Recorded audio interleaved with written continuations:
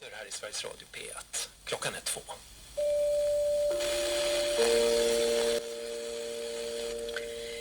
Åklagare har inlett en förundersökning om mord efter att en person i rullstol hamnade i vattnet i inre hamnen i Sundsvall igår kväll, rapporterar P4 Västernorrland.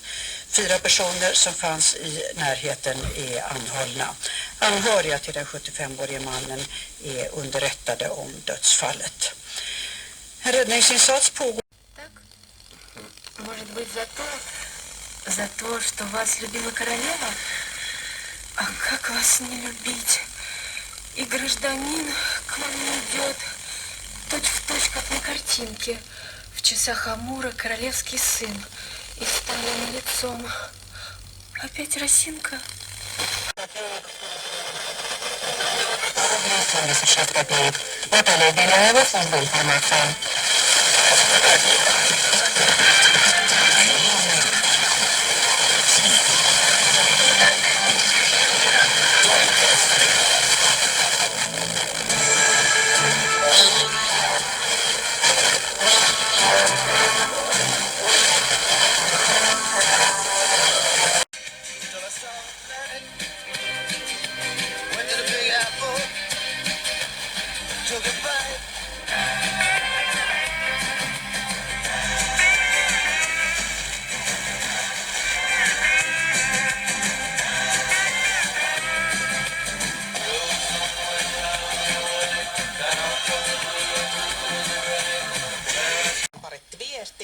Haloo Helsinkiä, siellä Inga.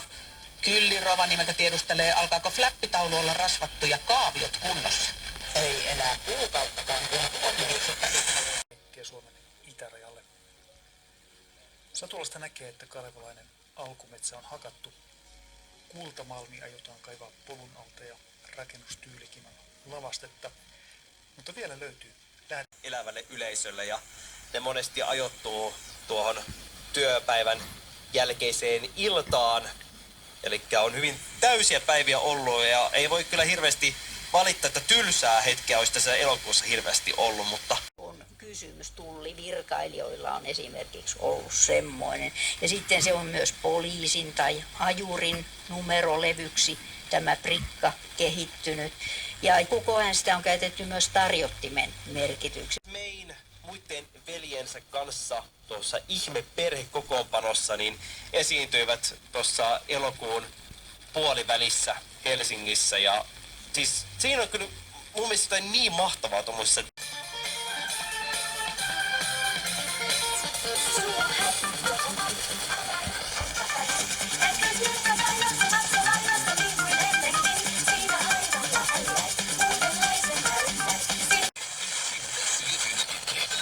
Ресторан «Чемпион» с 1997 года. Проспект Ленина, 18. Сынок, во что ты играешь? Папа, это моя собственная компьютерная игра.